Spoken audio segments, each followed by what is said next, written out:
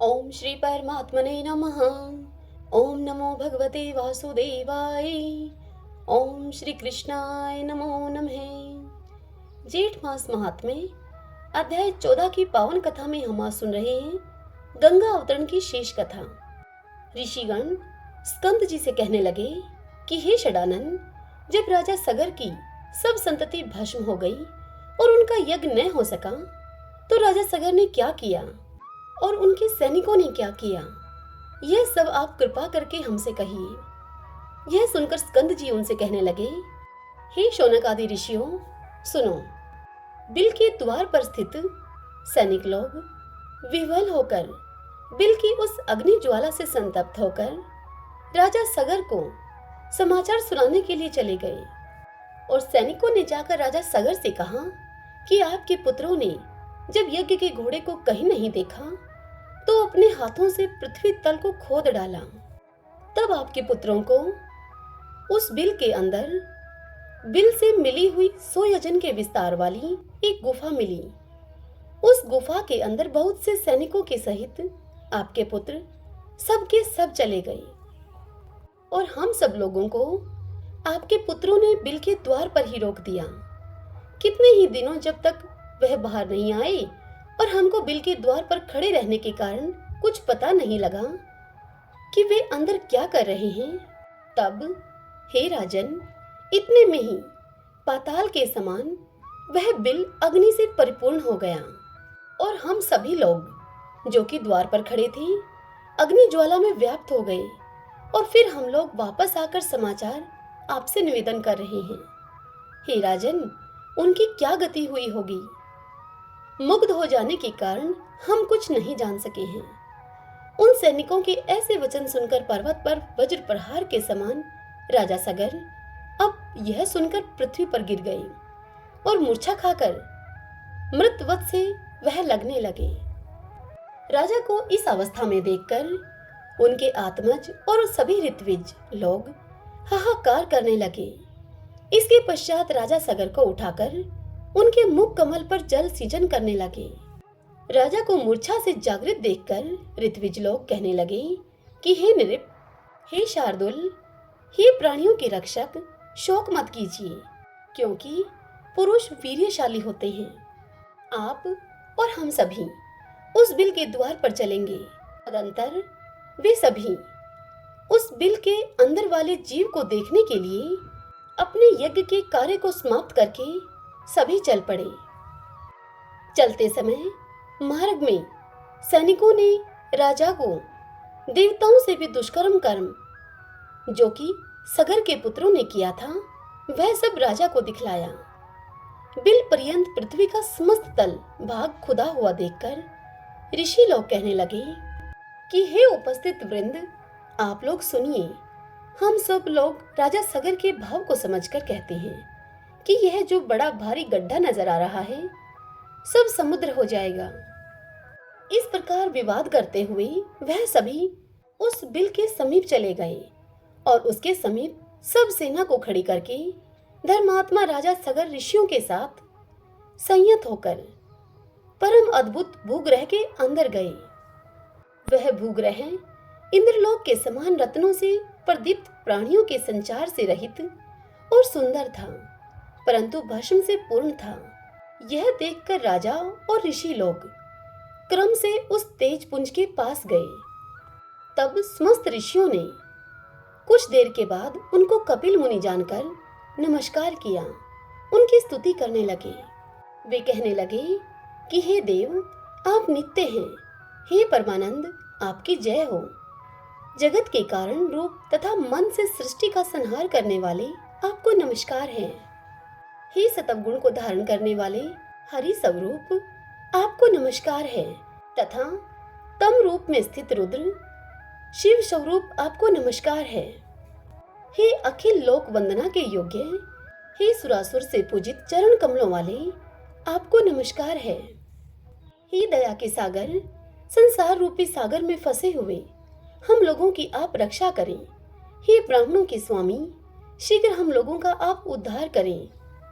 शोक रूपी विशाल किनारों से रहित जल राशि में पतित इस पृथ्वी का आप उद्धार करें। क्योंकि हे दीनबंधु, आप ही आदि स्वरूप 12 रूपधारी हैं। इस तरह स्तुति करके राजा सगर पुनः शोक मगन होकर, और वर्षा काल में जैसे महान पाषाण गिरते हैं, वैसे ही महाराज सगर पृथ्वी पर गिर पड़े। नेत्र खोलकर अपने सामने निश्चित रूप से पतित राजा सगर तथा उनके ऋषियों को देखकर कपिल मुनि उन्हें यह वचन बोले। इति श्री ज्येष्ठ मास महात्म्ये गंगा अवतरण कथा वर्णनम 14 अध्याय संपूर्ण। ओम नमो भगवते वासुदेवाय। इससे आगे की कथा हम कल अगले अध्याय में श्रवण करेंगे। आइए अब हम श्री राम कथा सेतु महात्म्य का श्रवण करते हैं। सभी बोलिए श्री रामचंद्र भगवान की जय। सूत जी इस कथा को सुनाते हुए ऋषियों से कहते हैं कि हे विप्रवरों, अग्नि तीर्थ में स्नान करके शुद्ध आत्मा पुरुष सब पातकों का नाश करने वाले चक्र तीर्थ की यात्रा करें। जिस जिस कामना के उद्देश्य से मनुष्य चक्र तीर्थ में स्नान करता है, उसको वह प्राप्त कर लेता है।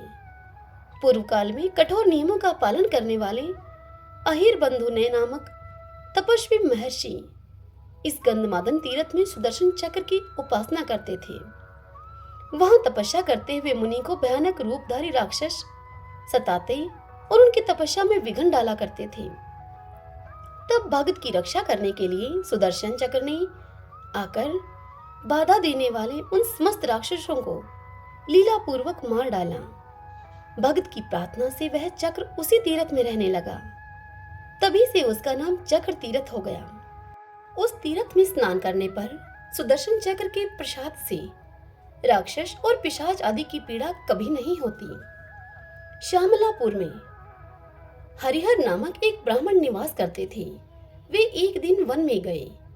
वहां एक वनवासी व्याध मनोरंजन के लिए लक्ष्य भेदन कर रहा था। हरिहर बाबा उसके बाणों के लक्ष्य में आ गए और उनके दोनों पैर कट गए। तब मुनियों की प्रेरणा से वे गंधमादन पर्वत पर पहुंचाए गए और वहां इस तीर्थ में स्नान करने पर उनके दोनों पैर पुनः ज्यों के त्यों हो गए। तब से यह पुण्य तीर्थ मुनि तीर्थ कहलाता था। आगे चलकर चक्र के नाम से यह चक्र तीर्थ कहलाने लगा। जिनके हाथ पैर या अन्य कोई अंग कट गए हों, वे उस कटे हुए अंग की पूर्ति के लिए सर्व मनोरथदायक इस चक्र तीर्थ का सेवन करें। इस प्रकार यह चक्र तीर्थ का प्रभाव बतलाया गया है।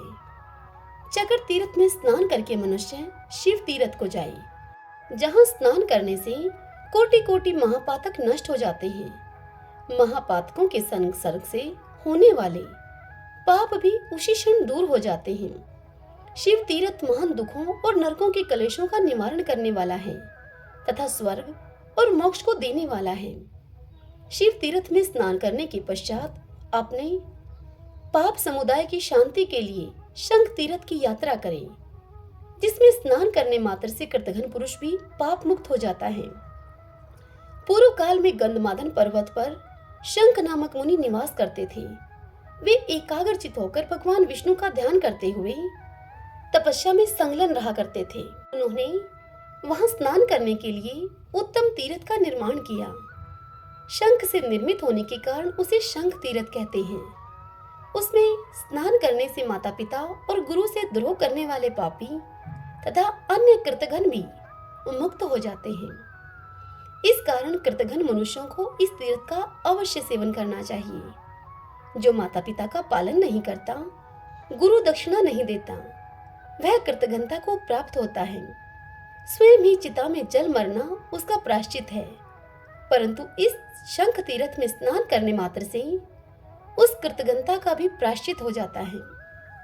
शंख तीर्थ में स्नान करके मनुष्य कर्मशः यमुना, गंगा और गया आदि तीर्थों की यात्रा करे। ये 3 तीर्थ मनुष्य के महापातकों का नाश करने वाले और परम पवित्र हैं। समस्त लोकों में यह प्रसिद्ध हैं। इनके द्वारा समस्त विघ्नों और रोगों का निवारण हो जाता है। ये तीर्थ अज्ञान का नाश और ज्ञान को प्रदान करने वाले हैं। पूर्व काल में महाराज जानुश्रुति ने इन्हीं तीर्थों में स्नान करके द्विश्रेष्ठ रैकव से उत्तम ज्ञान प्राप्त किया था। महर्षि रैकव पहले गंधमादन पर्वत पर रहकर अत्यंत दुष्कर तपस्या करते थे। वे जन्म से ही पंगु थे, अतः गंधमादन पर्वत पर जो तीर्थ हैं वे उन्हीं की यात्रा करते थे, क्योंकि वे सभी तीर्थ उनके समीपवर्ती थे। पैदल न चल सकने के कारण वे गाड़ी से ही उन तीर्थों में जाते थे, इसलिए गाड़ी वाले रैकव के नाम से उनकी प्रसिद्धि हुई। उन्होंने तपस्या से अपना शरीर सुखा डाला था। उनके उस शरीर में खाज हो गई थी, जिससे कि वे दिन रात खुजलाते रहते थे। फिर भी उन्होंने तपस्या को नहीं छोड़ा। एक दिन उनके मन में ऐसा विचार हुआ कि मैं यमुना, गंगा और गया इन तीनों पवित्र तीर्थों में स्नान करूं, परंतु मैं तो जन्म से ही पंगु हूं, इसलिए मेरे लिए वहां का स्नान दुर्लभ है। गाड़ी से इतनी दूर की यात्रा नहीं की जा सकती। तब इस समय मैं क्या करूं? इस प्रकार तर्क वितर्क करते हुए महाबुद्धिमान रैकव ने तीनों तीर्थों में स्नान करके संबंध में अपने कर्तव्य का निश्चय किया। उन्होंने सोचा कि मेरा तपोबल दुर्दर्श एवं असह्य है, उसी के द्वारा मैं यहाँ उक्त तीर्थों का आह्वान करूंगा। और फिर मन ही मन ऐसा निश्चय करके वे पूर्वाभिमुख होकर बैठ गए। मन इंद्रियों को संयम में रखकर 3 बार आचमन किया और फिर एक क्षण तक ध्यान में लगे रहे। उनके मंत्र के प्रभाव से महानदी यमुना, गंगा और पापनाशिनी गया तीनों भूमि फोड़कर सहसा पाताल से प्रकट हुई और मानव शरीर धारण करके गाड़ी वाले रैकव के समीप आकर उन्हें प्रसन्न करती हुई प्रसन्नता पूर्वक इस प्रकार बोली। वह बोली, रैकव, तुम्हारा कल्याण हो, इस ध्यान से निवृत्त हो। तुम्हारे मंत्र से आकृष्ट होकर हम तीनों यहाँ पर उपस्थित हुई हैं। उनका यह वचन सुनकर महामुनि रैकव ध्यान से निर्वृत्त हुए और उन्हें अपने सामने उपस्थित देखा।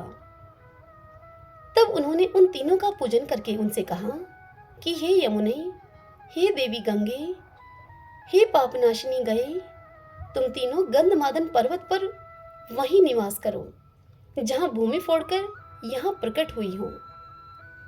वे स्थान तुम्हारे नाम से पवित्र तीर्थ हो जाएं। तब वे तीनों देवियां तथास्तु कहकर सहसा वहां से अंतर्ध्यान हो गई। तभी से ये तीनों तीर्थ भूतल में मनुष्यों के द्वारा उन्हीं के नाम से पुकारे जाते हैं। जहां भूमि फोड़कर यमुना निकली उस स्थान को लोग यमुना तीर्थ कहते हैं। जहां पृथ्वी के छिद्र से सहसा गंगा जी का प्रादुर्भाव हुआ, वह स्थान लोक में पापनाशक गंगा तीर्थ के नाम से विख्यात हुआ। और जहां गया का प्रादुर्भाव हुआ, वह भूमि विवर अर्थात गया तीर्थ कहलाती है। इस प्रकार वे तीनों तीर्थ बड़े ही पवित्र हैं। जो भी मनुष्य इन उत्तम तीर्थों में स्नान करते हैं, उनके अज्ञान का नाश और ज्ञान का उदय होता है। रैकव मुनि अपने मंत्र के द्वारा आकर्षित किए हुए उन तीनों तीर्थों में स्नान करते समय व्यतीत करने लगे। इसी समय महाराज जानश्रुति इस भूतल पर राज्य करते थे। वे राजऋषि पुत्र के पौत्र थे और एकमात्र धर्म के आचरण में ही संलग्न रहते थे। याचकों को श्रद्धा पूर्वक अन्न आदि दिया करते थे, अतः मुनि लोग उन्हें लोक में श्रद्धा देय कहते थे। भूखे याचकों की तृप्ति के लिए उस अन्न धन संपन्न राजा के यहाँ नाना प्रकार के वचन कहे जाते थे। इसीलिए सब याचकों ने उनका नाम बाहुवाक्य रख दिया था। जनश्रुत के पुत्र महाबली जानश्रुति को अतिथि बहुत प्रिय थे, इसलिए वे बहुत दान करने के कारण बहुदाई के नाम से भी प्रसिद्ध हुए। नगरों में, राज्य में, गांवों और जंगलों में, चौराहों पर तथा सभी बड़े बड़े मार्गों में उनकी ओर से खाने पीने की बहुत सारी सामग्री प्रस्तुत रहती थी। अतिथियों की तृप्ति के लिए वे अन्न, पान, दाल, साग आदि उत्तम भोजन की व्यवस्था रखते थे। उस पौत्रायण राजा के गुणों से महाभाग देवऋषि बहुत संतुष्ट हुए। उन सबके मन में राजा के ऊपर कृपा करने की बड़ी इच्छा हुई। एक दिन राजा जानश्रुति गर्मी की रात में अपने महल के भीतर खिड़की के पास सो रहे थे। उसी समय देव ऋषिगण हंस का रूप धारण करके एक पंक्ति में आकाश मार्ग से उड़ते हुए वहां पर आए और राजा के ऊपर होकर जाने लगे। उस समय बड़े वेग से उड़ते हुए एक हंस ने आगे जाने वाले हंस को संबोधित करते हुए राजा को सुनाते हुए उपहास पूर्वक इस प्रकार कहा। उस हंस ने कहा कि हे भलाक्ष, अरे ओ भलाक्ष, क्या आगे आगे जाता हुआ तू अंधों की नाई देखता नहीं है कि आगे पूजनीय राजा जानश्रुति विराजमान है। यदि तू उन राजऋषि को लांघकर ऊपर जाएगा तो उनका तेज इस समय तुझे जलाकर भस्म कर डालेगा। ऐसा कहते हुए उस हंस को आगे जाने वाले हंस ने उत्तर दिया कि अहो, तुम तो बड़े ज्ञानी हो, विद्वानों के द्वारा भी प्रशंसनीय हो, तथापि इस तुच्छ मनुष्य की इतनी प्रशंसा क्यों करते हो? यह धर्मों के रहस्य को नहीं जानता है, जैसा कि ब्राह्मणों में श्रेष्ठ गाड़ी वाले रैकव मुनि जानते हैं। इस राजा का तेज उनके समान नहीं है। रैकव की पुण्य राशियों की एयता अर्थात संख्या नहीं हो सकती। पृथ्वी के धूलि कण गिने जा सकते हैं, आकाश के नक्षत्र भी गिने जा सकते हैं, परंतु रैकव मुनि के महामेरु सदृश पुण्य पुंजों की गणना नहीं की जा सकती। राजा जानश्रुति में तो वैसा धर्म है ही नहीं, फिर वह ज्ञान वैभव कहां से हो सकता है? इसलिए इस तुच्छ मनुष्य की चर्चा छोड़कर उस गाड़ी वाले रैकव मुनि की प्रशंसा करो। उन्होंने जन्म से पंगु होकर भी स्नान करने की इच्छा से मंत्र के द्वारा गंगा, यमुना और गया को भी अपने आश्रम के समीप बुला लिया है। आगे जाने वाला हंस जब इस प्रकार से कहकर चुप हो गया, तब वे हंस रूपधारी देवऋषि पुनः ब्रह्मालोक को चले गए। तदंतर पौत्रायण राजा जानश्रुति रैकव मुनि को उन्नति की चरम सीमा पर पहुंचे हुए सुनकर बहुत उदास हो गए और बारंबार लंबी श्वास खींचते हुए अपने मन में विचार करने लगे कि उस हंस ने रैकव को ऊंचा बताते हुए मुझे तुच्छ कहा था। अहो, रैकव की कैसी महिमा है। अब मैं संसार तथा समूचे राज्य को छोड़कर गाड़ी वाले महात्मा रैकव की शरण में जाता हूँ।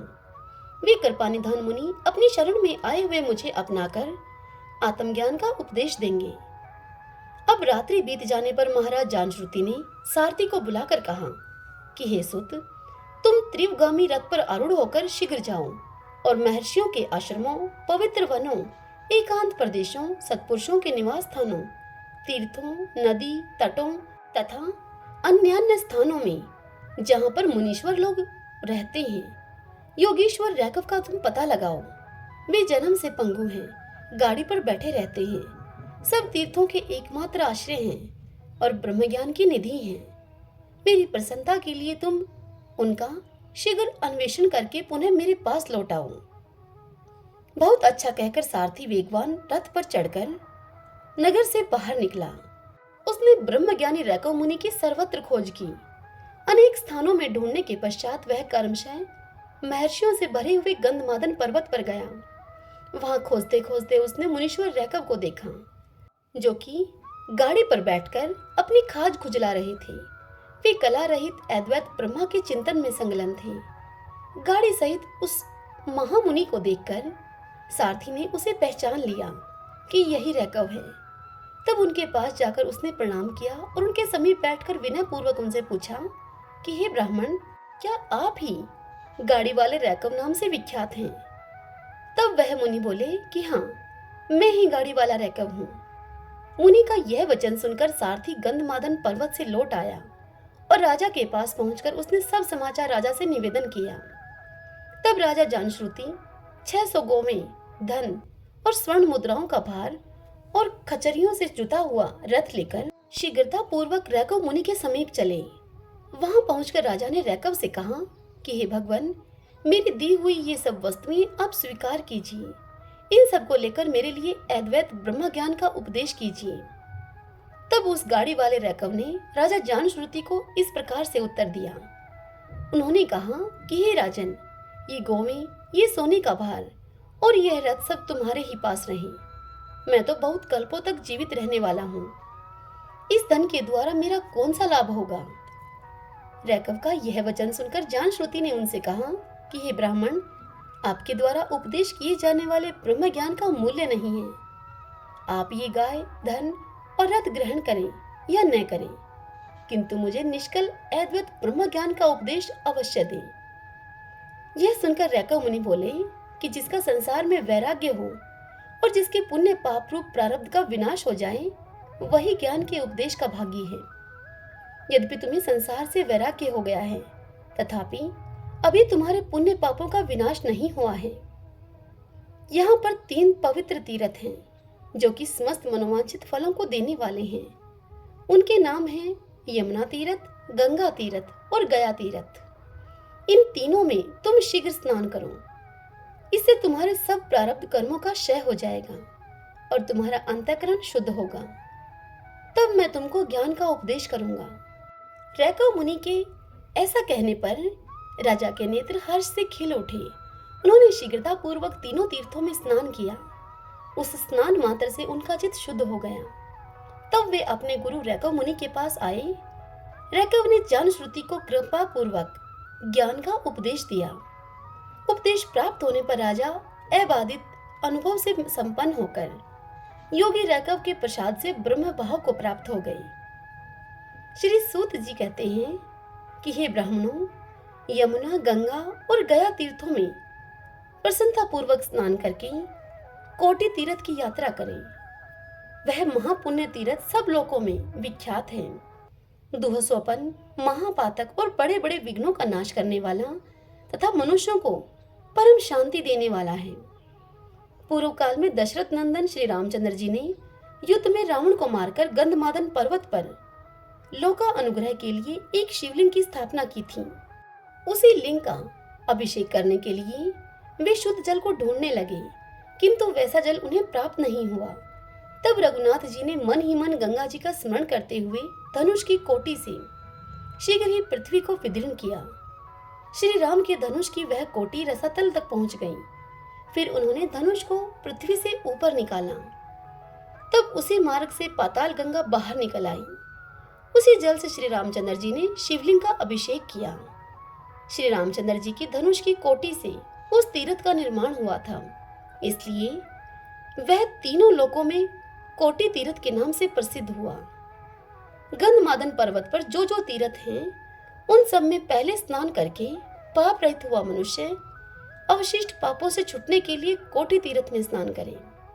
अन्य तीर्थों में स्नान करने से जो पाप समुदाय नष्ट नहीं होता, वह अनेक कोटि जन्मों का उपार्जित तथा शरीर की हड्डियों में स्थित पाप पुंज कोटि तीर्थ में स्नान करने से पूर्णतः नष्ट हो जाता है।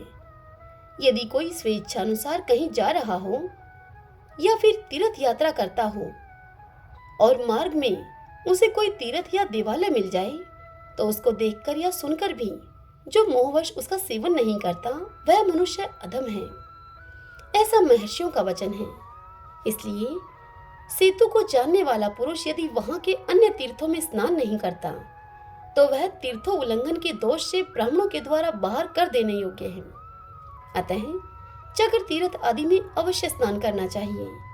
इन तीर्थों में स्नान करने के पश्चात शेष पापों का छुटकारा पाने के लिए मनुष्यों को कोटि तीर्थ में स्नान करना चाहिए। पूर्व काल में श्री रामचंद्र जी ने उसमें स्नान करके उसी क्षण पुष्पक विमान पर आरूढ़ होकर वानरों तथा लक्ष्मण और सीता जी के साथ अयोध्या को चल दिए थे। अतः उन्हीं की भांति कोटि तीर्थ में स्नान करके शेष पाप से छुटा हुआ मनुष्य उसी क्षण वहां से लौट आए। यह श्रेष्ठ तीर्थ सभी लोकों में प्रसिद्ध है। श्री रामचंद्र जी ने भगवान रामेश्वर का अभिषेक करने के लिए उसका निर्माण किया था। साक्षात भगवती गंगा उसमें निवास करती है तथा तारक ब्रह्मा श्री राम ने वहां स्नान किया है। उस कोटि तीर्थ की महिमा का वर्णन भला कौन कर सकता है। यदुवंश में वसुदेव नाम से विख्यात एक क्षत्रिय थे जो सूरसेन के पुत्र थे। उन्हीं दिनों भोजकुल में देवक की एक पुत्री थी जो देवकी के नाम से विख्यात थी। वसुदेव जी देवकी से विवाह करके रथ पर आरूढ़ होकर अपने निवास स्थान को चले। उस समय उग्रसेन का पुत्र कंस वसुदेव का सारथी बनकर रथ को हाँकने लगा। इतने में ही बहन और बहनोई को लेकर जाने वाले कंस को संबोधित करके आकाशवाणी ने कहा कि हे शत्रुदमन कंस, जिस देवी को तुम लिए जा रहे हो उसका 8वां गर्भ तुम्हारा घातक होगा। यह दिव्य वाणी सुनकर कंस ने तलवार खींच ली और बहन को मार डालने का उसने प्रयत्न किया। यह देखकर वसुदेव जी ने कहा कि कंस, इससे जो संतानें पैदा होंगी उन सबको मैं तुम्हें सौंप दूंगा। यह तुम्हारी बहन है, इसको तुम मत मारो, इससे तो तुम्हें कोई भय ही नहीं है। यह सुनकर कंस ने देवकी को मारने का विचार छोड़ दिया और वसुदेव देवकी के साथ अपने घर को लौटा। कंस बड़ा ही दुष्ट आत्मा था। उसने बहन और बहनोई दोनों के पैरों में बेड़ियां डालकर उन्हें कारागार में बंद कर लिया।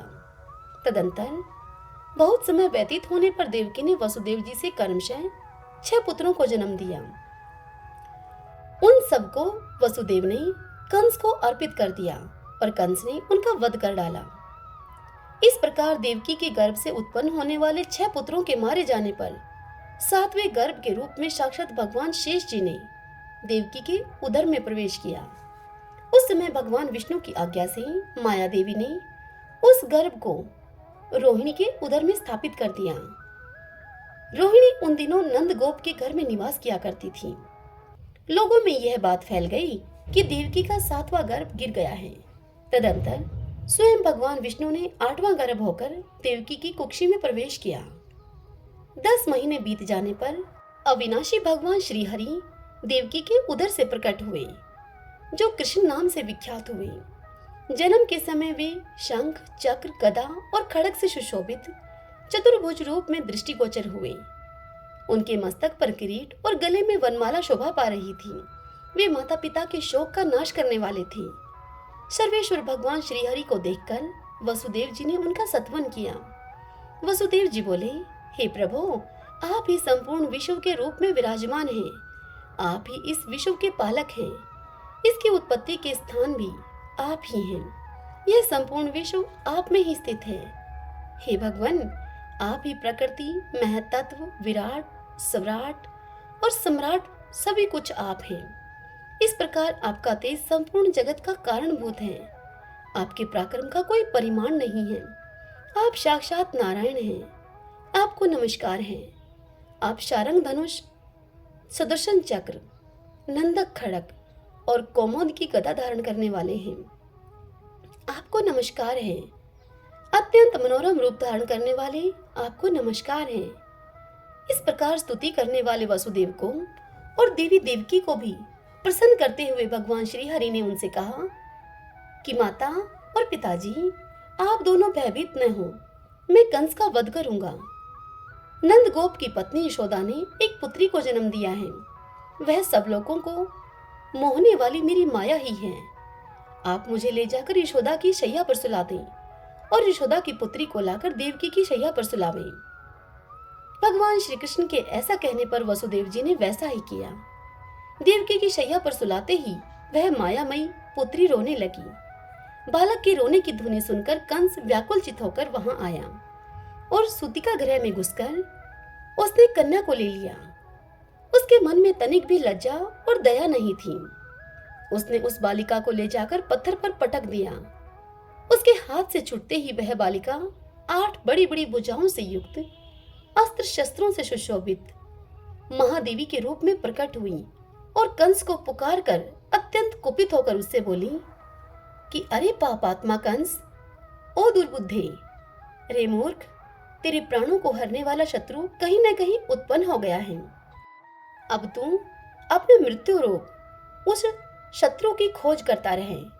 ऐसा कहकर देवी, जो मनुष्यों से पूजा पाकर उनका अभिष्ट सिद्ध करने वाली हैं, दिव्य स्थानों में चली गई। देवी का यह वचन सुनकर कंस अत्यंत व्याकुल हो उठा। उसने अपना प्राणांत करने वाले शत्रु को पीड़ा देने के लिए तथा दूसरे बालकों को भी सताने के लिए पूतना आदि बाल ग्रहों को भिन्न भिन्न स्थानों में भेजा। वे सभी बाल ग्रह नंद के गोकुल में गए और वहां श्री कृष्ण के हाथों मारे गए। तदंतर कुछ दिन और बीत जाने पर बलभद्र और श्री कृष्ण गोकुल में बढ़कर सियाने हो गए। उन्होंने अनेक प्रकार की बाल क्रीड़ाएं की। कुछ काल तक वे दोनों भाई बांसुरी बजाते हुए बछड़े चराते रहे। कुछ वर्षों तक गाय चराते रहे। उस समय वे वन में गुंजा और तापिच के आभूषण धारण करते थे। इस प्रकार बलराम और श्री कृष्ण दीर्घ काल तक गोकुल में नाना प्रकार की लीलाएं करते रहे। एक समय कंस ने श्री कृष्ण और बलराम को बुलाने के लिए अक्रूर जी को गोकुल में भेजा। अक्रूर जी कंस की आज्ञा से जाकर उन दोनों भाइयों को गोकुल से मथुरा बुला लाई। मथुरा पूरी स्वर्णमय द्वार से शोभा पा रही थी। बलराम और श्री कृष्ण को लाकर अक्रूर जी पुरी में गए और कंस से मिलकर उसे सब समाचार बताया। तत्पश्चात उन्होंने अपने घर में प्रवेश किया। तदंतर दूसरे दिन वसुदेव के दोनों पुत्र अपने प्रिय मित्र गोप बालकों के साथ मथुरापुरी में आए। मथुरा नगर की युवतियां उनके रूप और गुण की प्रशंसा करती थीं और वे उस प्रशंसा को सुनते हुए आगे बढ़ते जाते थे। तदंतर श्री कृष्ण ने बलराम के साथ धनुषशाला में जाकर दृढ़ प्रत्यंचा वाले बड़े भारी धनुष को देखा और सब रक्षकों को दूर भगाकर लीला पूर्वक उस धनुष को हाथ में ले लिया। फिर जब प्रत्यंचा चढ़ाने के लिए उसे झुकाया तब बीच से टूटकर उसके दो टुकड़े हो गए। धनुष टूटने का शब्द सुनकर वहां आए हुए बलवान रक्षकों को मारने के लिए उन दोनों महाबली बंधुओं ने धनुष के दोनों टुकड़े उठा लिए और उन्हीं से सबको मार गिराया। तत्पश्चात रंगशाला के द्वार पर खड़े हुए कुवलिया पेड़ नामक हाथी को मारकर महान बल और पराक्रम से युक्त बलराम तथा श्री कृष्ण ने उसके दोनों दांत उखाड़ लिए और उन्हें हाथ से पकड़कर कंधे पर रखे हुए क्षण भर में ही वे रंगभूमि में जा पहुंचे। वहां उन दोनों ने चाणूर, मुष्टिक, बल तथा दूसरे प्रमुख पहलवानों को मारकर परम धाम को पहुंचा दिया। फिर दोनों भाई शीघ्र ही उछलकर ऊंचे मंच पर चढ़ गए। वहां कंस एक ऊंचे आसन पर बैठा हुआ था। उसे तिनके के समान समझकर वे उसके समीप इस प्रकार स्थित हुए जैसे कि दो सिंह एक तुच्छ मृग के पास खड़े हों। तदंतर श्री कृष्ण ने मंच पर बैठे हुए कंस के पैर पकड़कर उसे खींच लिया और बड़े वेग से आकाश में घुमाया। इतने में ही उसके प्राण पखेरु उड़ गए। तब प्राण रहित कंस को उन्होंने धरती पर गिरा दिया। फिर बलराम जी ने भी कंस के 8 भाइयों को मुक्कों से ही मार गिराया। इस प्रकार कंस को मारकर श्री कृष्ण ने अत्यंत दुख भोगने वाले अपने माता पिता को कारागार के बंधन से मुक्त किया और अन्य लोगों को भी बलराम तथा श्री कृष्ण ने आश्वासन दिया। श्री कृष्ण के द्वारा कंस मारा गया। यह समाचार सुनकर वसुदेव के अन्य बंधु बांधव जो कि पहले कंस के द्वारा पीड़ित होकर अन्यत्र चले गए थे, मथुरापुरी में वापस लौट आए। भगवान श्री कृष्ण ने मथुरा के राज्य पर उग्रसेन को स्थापित किया। तत्पश्चात एक दिन भगवान श्री कृष्ण ने अपने दर्शन के लिए अपने पास आए हुए नारद आदि मुनियों से इस प्रकार से पूछा। श्री कृष्ण बोले कि हे ब्राह्मणों, मैंने अत्यंत पापात्मा कंस का वध किया है, पर वह कंस मेरा मामा था। शास्त्रों के ज्ञाता विद्वान मामा के वध को दोष बतलाते हैं, अतः उस दोष के निवारण के लिए आप लोग मुझे कोई प्रायश्चित बतलाइए। यह सुनकर नारद जी ने अद्भुत पराक्रमी श्री कृष्ण से मधुर वाणी में भक्ति एवं प्रेम के साथ इस प्रकार से कहा। नारद जी बोले, हे यदुनंदन, आप नित्य शुद्ध बुद्ध एवं मुक्त सच्चिदानंद स्वरूप सनातन परमात्मा हैं। आपके लिए पुण्य अथवा पाप नहीं है। तथापि हे गरुड़ ध्वज, आपको लोक शिक्षा के लिए विधि पूर्वक प्रायश्चित अवश्य करना चाहिए। हे माधव, गंधमादन पर्वत पर जो परम पुण्यमय राम सेतु है, वहां पूर्व काल में भगवान श्री रामचंद्र जी के द्वारा स्थापित किया हुआ रामेश्वर नामक शिवलिंग है। उसके अभिषेक के लिए जल की आवश्यकता होने पर श्री रघुनाथ जी ने धनुष की कोटि से पृथ्वी को भेद कर एक तीर्थ प्रकट किया था, जो कि कोटि तीर्थ के नाम से विख्यात है। वह धर्म के लिए हितकर और पापों का नाश करने वाला तीर्थ है। आप उसी में स्नान करें। कोटि तीर्थ का स्नान ब्रह्म हत्या आदि का भी निवारण करने वाला है। नारद जी का यह वचन सुनकर भगवान श्री कृष्ण राम सेतु पर गए और कुछ दिनों में कोटि तीर्थ में स्नान एवं अनेक प्रकार के दान करके रामेश्वर की सेवा पूजा करने के पश्चात मथुरापुरी में वापस लौट आए। कोटि तीर्थ का ऐसा ही पुण्यमय प्रभाव है। सूत जी ऋषियों से कहते हैं कि हे ब्राह्मणों, इस तीर्थ में स्नान करने से ब्रह्मा, विष्णु, शिव तथा अन्य देवता भी प्रसन्न होते हैं। इस प्रकार यह कोटि तीर्थ का महात्म्य बतलाया गया है, जिसका श्रवण करके मनुष्य सब पापों से मुक्त हो जाता है। जय सिया राम। आज की यह कथा यही समाप्त हुई।